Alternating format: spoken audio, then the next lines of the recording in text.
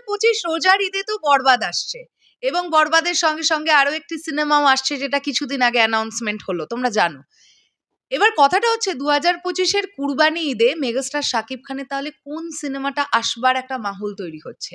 আমরা এতদিন কিন্তু আলোচনা করেছি যে রাইহান রাফি পরিচালিত তাণ্ডব সিনেমাটা 2025-এর কুরবানি ঈদে আসবে, এরকমটা আমরা শুনতে পাচ্ছিলাম, বা আমরা নিজেরা অনেক কন্টেন্ট ক্রিয়েটাররা বা আমরা শাকিবিয়ান যারা আছি তারা আমরা এই বিষয়টা নিয়ে আলোচনা করছিলাম। কিন্তু এখন যে বিষয়টা জানতে পারছি, স্বপন বাবু, তোমরা সবাই চেনো ইউরো ব্লগসের স্বপন বাবু, তিনি একদমই ইন্ডাস্ট্রির ভেতরকার একজন মানুষ, তার কাছে অনেক ইনসাইডার আপডেট থাকে। তার একটি ভিডিও আমি দেখলাম এবং সেখান থেকে যে বিষয়গুলো আমি জানতে পারলাম সেটা শুনে আমার এটাই মনে হচ্ছে যে 2025-এর কুরবানি ঈদে তাণ্ডবের পরিবর্তে শেরও কিন্তু আসতে পারে, অনন্য মামুন পরিচালিত শের সিনেমাটা।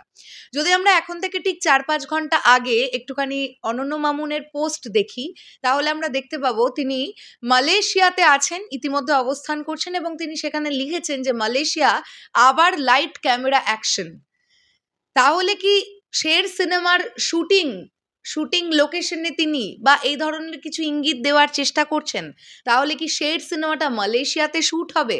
কিচ্ছু বুঝতে পারছি না। তবে এটুকু যা জানতে পেরেছি, শের সিনেমাটা অনেক বড় বাজেটের একটা ছবি হতে যাচ্ছে, এবং নায়িকাও নাকি প্রচন্ড মানে বড় কোনো একটা নাম থাকলেও থাকতে পারে, সেটা অন্যান্য ইন্ডাস্ট্রির নায়িকাও হতে পারে, এরকম একটা খবর যাই হোক পাচ্ছিলাম। জানি না বাস্তবায়িত কতটা হবে।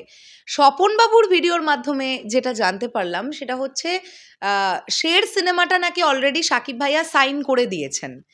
ততক্ষণেও নাকি তাণ্ডব বিষয়টা নিয়ে, তাণ্ডব সিনেমাটা নিয়ে শাকিব ভাইয়ার সঙ্গে টিমের কোনো কথা হয়েছিল না।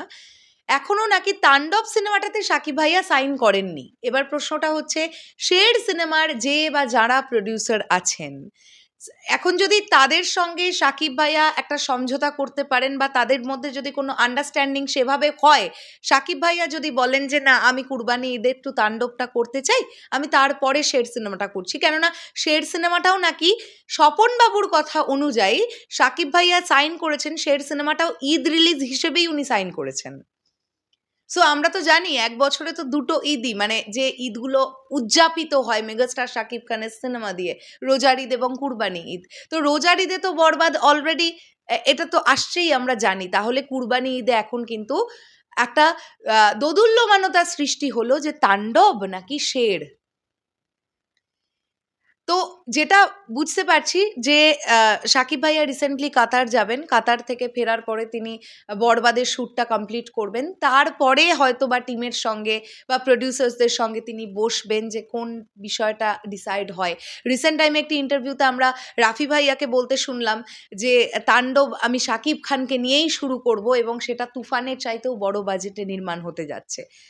তো আপডেট কিন্তু অনেক কিছুই আসছে, অনেক কিছু ওড়া ভাষা আপডেটও আসছে, আমরাও আলোচনা করছি, কিন্তু অ্যাকচুয়ালিতে কি হবে, তাণ্ডব নাকি শের, সেটা তো ডিসাইড করবেন মেগাস্টার শাকিব খান বা যারা প্রডিউসার্সরা আছে, যে টিম আছে, তারা ডিসাইড করবেন অ্যাকচুয়ালিতে যে কোন সিনেমাটা বরবাদের পরে শাকিব ভাইয়া শুরু করতে যাচ্ছেন। যদি শের সিনেমাটা শুরু হয়, সেক্ষেত্রে মামুন ভাইয়ার কাছে একটাই অনুরোধ রাখবো, আমাদের দরকার নেই এত আপডেটের। প্রতিদিন আপনি কি করছেন, আপনি কি প্রমোশন ভাবছেন, আপনি কি এই করেছেন, ওই করবেন বলে ঠিক করে রেখেছেন, এগুলো আর আগে থেকে এত জানাবার দরকার নেই। আপনি যখন করবেন, যেদিন আপনার ডেট ফিক্সড হয়ে যাবে, যেদিন অনুষ্ঠানটা হবে তার 2 দিন আগে জানাবেন যে আপনি এটা করতে যাচ্ছেন। আগে থেকে এত কিছু বলা বলি করে কোনো দরকার নেই। অযথা মানুষের মনে আশা জাগাবেন না। যেটা আপনি করতে পারবেন না সেটা আপনি বলবেন না আগে থেকে। এতে করে কিন্তু সিনেমার ওপরে এফেক্ট পড়ে, দর্শকদের ওপর অবশ্যই এটার এফেক্ট পড়েছে, এটা মানতেই হবে। যাই হোক, যেটাই শুরু হোক, মেগাস্টার শাকিব খান অনেক অনেক চিন্তাভাবনা করেই শুরু করবেন ডেফিনেটলি। আর আমরা শাকিবিয়ানরা তো সবসময় শাকিব ভাইয়ার সঙ্গেই আছি, তাই তিনি যেটা ডিসাইড করবেন সেটাই শিরোধার্য আমাদের কাছে। এবার দেখা যাক কি হয়, কুরবানি ঈদে তাণ্ডব নাকি শের। যেহেতু এই যে রোজারিতে যে নতুন সিনেমাটি অ্যানাউন্সমেন্ট হয়েছে, সেই সিনেমাটার প্রযোজনা সংস্থা হিসেবে যেহেতু আমরা এসবিএফ, আলফাই এবং চরকিকে দেখতে পাচ্ছি, তো তার জন্য এরকম একটা কথা উঠছে যে একই বছরে দুটো ঈদে কি দুটো সিনেমা এই সেম প্রোডাকশন হাউস থেকে বা এই ট্রায়ো থেকে আমরা পাবো, এটা কতটা পসিবিলিটিস থাকছে। যদিও আমি মনে করি চরকি বা আলফাই এর কথা আমি বলতে পারবো না, নিশ্চয়ই তারাও অনেক অনেক ফেমাস প্রোডাকশন হাউস, বাট আমি এসবিএফ এর কথা তো জানি, ওরা বহুত বড় লোক প্রোডাকশন হাউস, ওদের কাছে বছরে 6টা সিনেমাও রিলিজ দেওয়া কোনো ব্যাপার না। এখন সবটাই তো একটা টিম ওয়ার্ক, যেহেতু এটা শুধুমাত্রই এসবিএফ এর সিনেমা তো নয়, চরকি বা আলফাই আছে, তারা সবাই প্রডিউসার্সরা এক জায়গায় বসে যেটা ডিসাইড করবেন, আই থিঙ্ক সেটাই হবে। তো এখন দেখা যাক কি হয়, আমরা আপডেট না পাওয়া পর্যন্ত কিছুই বুঝতে পারছি না।